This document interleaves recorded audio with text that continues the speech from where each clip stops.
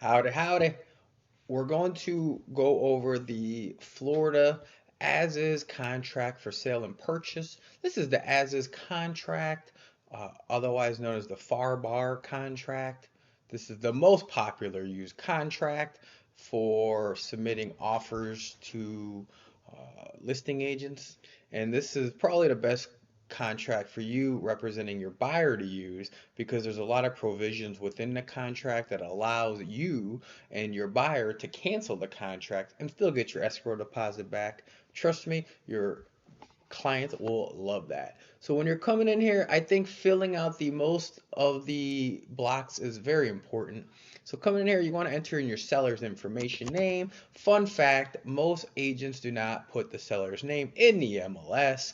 I don't know. Maybe they think you're going to steal their client. I never got it. But what you do, just go to the property appraiser for your county, enter in the address, and you can pull up that seller's name. Keep that property appraiser address up because there's going to be a lot of information you could pull off that contract. So enter in the seller's name, enter in your buyer's name, come in here. This is kind of important. The street address, right? What county is it located in? The property tax ID number. Now, usually the ID number is in the MLS towards the bottom. If not, you can find it on that property appraiser website. The legal description is put that in there. This is typically found in the MLS if the agent didn't put it there because they're lazy or maybe they don't know better. You're going to know better because you're taking the Sunbay University course. Good for you. Enter it in there. So now here's something important that I'd say probably 50% of agents never quite looked or realized. Personal property, unless excluded. All of these items are included, right? The oven, the range, the fridge, the dishwasher, the fans, the light fixture, the blinds, window treatment, smoke detectors, all that good jazz. Now, typically what happens is buyers, they just want to be able to see it. So if the washer and dryer are included, which you may notice is not here, you want to put washer and dryer in here. If they're getting the fridge and the stove and the microwave, it's extra work, but just go ahead and type it in here. It's a good um, habit to build, and it makes your buyers feel better about it because they ain't reading this. You probably never did either.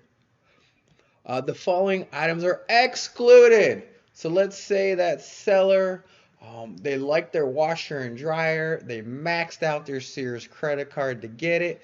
Great. You're going to put in there that they are excluding the washer and dryer. I'm not going to keep filling this out. This is going to waste time. But now here's something I suggest you do. When you have an item that is excluded, add an initial somewhere near there. So when your buyers sign, it does bring them here.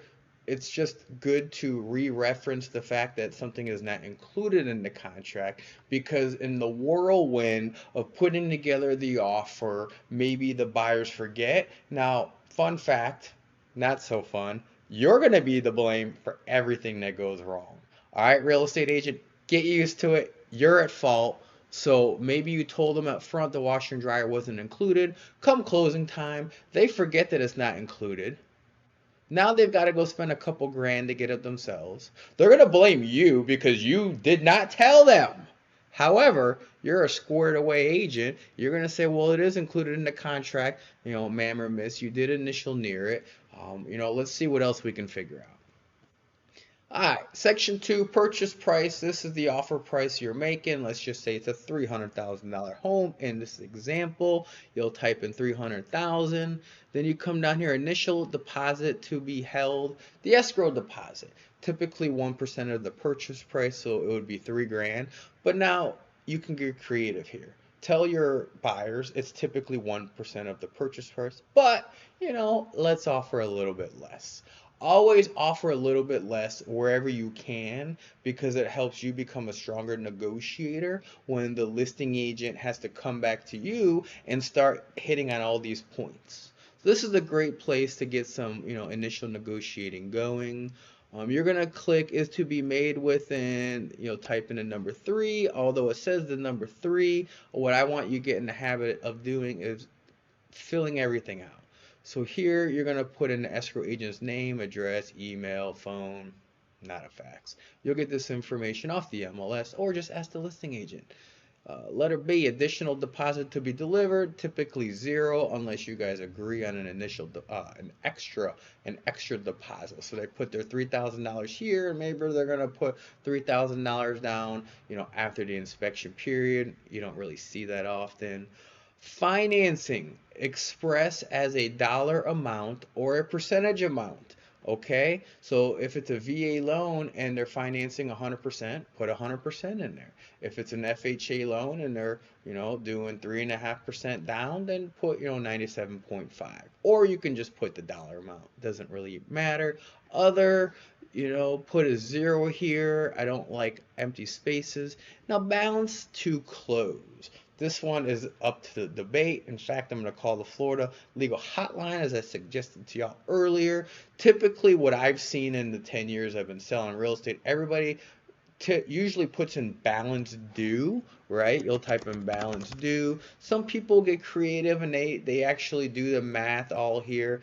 I don't know about that, because at the end, from a legal standpoint, if the balance due number here is different than what the closing company has the cost as, I feel as if there's grounds to cancel or to void the contract. I've never seen it, but I feel like it could happen. So just put balance due.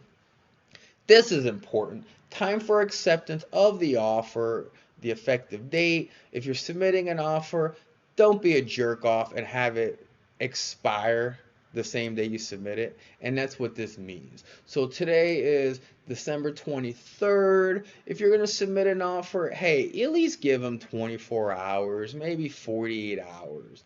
Now, let's say you put the date for today, but the buyer and seller did not sign everything until tomorrow, the 24th. Now the contract becomes voidable. Okay, so then you're going to have to put a strike through here, and then you're going to have the buyer and seller initial. Because if you have the buyer and seller sign the contracts and it becomes an effective contract, but it's done after the acceptance period, it now becomes voidable. More on that later. This is going to conclude the first period of instruction on the Florida as is contract.